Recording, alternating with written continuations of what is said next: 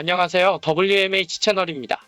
미쓰비시 항공기는 일본 최초의 민간 여객기 MRJ 납품을 6번째 연기했습니다. 2020년 중반에 예정되어 있던 ANA 그룹의 양산 1호기의 납품을 2021년 이후로 연기한다는 것입니다.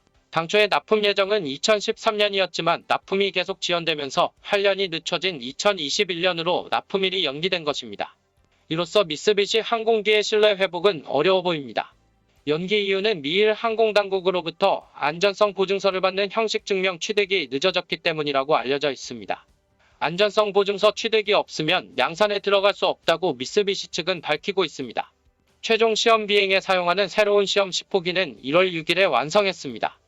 하지만 아직 지상 시험 중이라 첫 비행도 못해본 항공기를 6개월 만에 비행 시험 후 안전성 보증 형식 증명을 받아 양산기를 납품한다는 것은 상식적으로 생각해도 시간이 부족하다라는 것이 일본 관계자의 일치된 견해입니다. MRJ의 사업화는 2008년에 결정되었고 동시에 미쓰비시 항공기가 출범했습니다.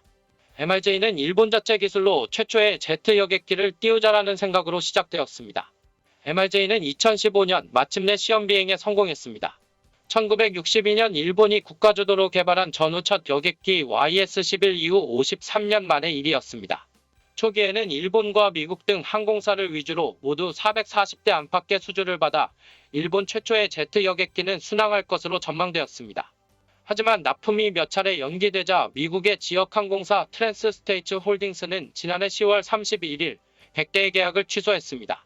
수주 계약은 407대에서 307대로 줄었고 이제 트랜스스테이츠 홀딩스는 MRJ가 과연 하늘을 날 수 있을까라는 의문을 품기 시작했다고 합니다. 미쓰비시 항공기는 자국 항공사인 ANA 홀딩스에 이어 트랜스스테이츠 홀딩스로부터 두 번째로 수주를 받았습니다. 미쓰비시 항공기가 처음으로 외국 기업으로부터 받은 수주였지만 이번 수주 계약 해지로 그만큼 충격이 클 것으로 예상됩니다.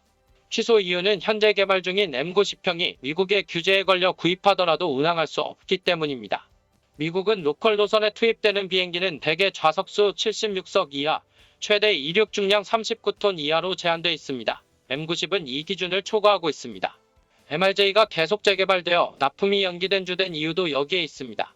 바로 북미 주요 항공사들의 조종사 계약 스코프 클로스 때문입니다. 이 계약은 미국의 지역 항공사가 최대 이륙 중량 39,010kg 이상인 항공기를 운항하지 못한다는 조항을 포함하고 있습니다. 지역 항공사가 그 이상의 항공기를 운용해 일반 항공사들의 수요를 빼앗을 수 있기 때문입니다. 과거 MRJ-90의 경우 최대 이륙 중량이 이 기준보다 높아 리저널기 시장의 거의 과반을 차지하는 북미에서 운용될 수 없었으며 MRJ-70의 경우는 최대 이륙 중량은 해당됐지만 좌석수가 69석에 불과해 76석인 브라질 항공기 제작 업체인 엠브라에르 275에 비해 경쟁력이 떨어졌습니다. 따라서 미쓰비시 항공기는 최대 이륙 중량은 스코프 클로스에 맞추되 좌석수를 최대한 늘리고 최신 기술을 탑재해 경쟁력을 높이는 방식으로 재개발을 추진하고 있는 것입니다. 하지만 미쓰비시 항공기는 자국의 기술 인력으로 이 문제를 해결하지 못하자 외국인 엔지니어의 손을 빌려 이 문제를 해결하려 하고 있습니다. 일본 언론에서는 미쓰비시 항공기의 출범 당시 인원은 약 500명으로 외국인 기술자는 제로였다고 합니다. 하지만 현재는 사원 1,800명 중 외국인 직원은 약 500명까지 늘어났다고 합니다. 일본인 기술자에 의한 개발의 한계를 느끼고 2016년 후반부터 외국인 엔지니어 채용을 급속히 늘렸다고 합니다. 최근 마이니치 신문에서는 MRJ 엔지니어의 인터뷰를 실어 경쟁력 있는 제트 민항기를 만들기에는 일본 항공기술 노하우가 부족하다는 인터뷰를 실었습니다. MRJ 엔지니어 키시 노부오 씨에 따르면 개발 초기에는 순조로웠다고 합니다. 하지만 첫 비행에 성공해 미 연방 항공국으로부터 형식 증명을 받는 것에 한계를 보였다고 합니다. 미쓰비시 항공기의 제트 여객기의 형식 증명 취득은 첫 경험이다. 형식 증명을 취득하는 것은 자격 시험에 패스하는 것과 같고 한 번 받으면 요령을 알 수 있지만 경험이 말을 하는 부분이 크다라고 일본인 엔지니어는 말했습니다. 최신의 MRJ 시험 10호기도 외국인 기술자가 지금의 시험기에서는 형식 증명의 취득은 어렵다라고 지적하자 비행 제어 기기의 분산과 전기 배선을 다시 하고 900곳에 개량을 해서 만든 새로운 기체라고 합니다. 요즘에는 일본 최초의 제트 여객기는 일본인의 손으로라고 말하는 사람은 아무도 없어졌다고 키시 노부오 엔지니어는 말합니다. 이어 처음부터 형식 증명 취득을 감안해서 MRJ를 개발하지 못한 것이 아쉽다라고 말했습니다. 미즈타니 히사카즈 미쓰비시 항공기 사장은 어느 강연에서 미츠비시 중공업은 과거 YS-11을 만들어 지금은 보잉의 주익과 동체를 만들어 납품하고 있다. 그러나 와운성기는 아직 만들지 못했다. 개개의 기술이 뛰어나서는 안 된다.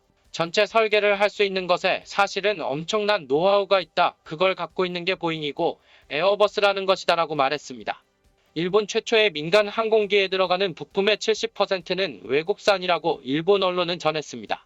결국 일본 최초의 민간 항공기 프로젝트인 MRJ의 실패 요인은 항공기 최대 수입 시장인 미국의 항공정책을 감안하지 않았던 항공기 개발과 일본 항공기술의 노하우와 기술력이 서구 항공기술에 미치지 못한다는 것으로 요약할 수 있습니다.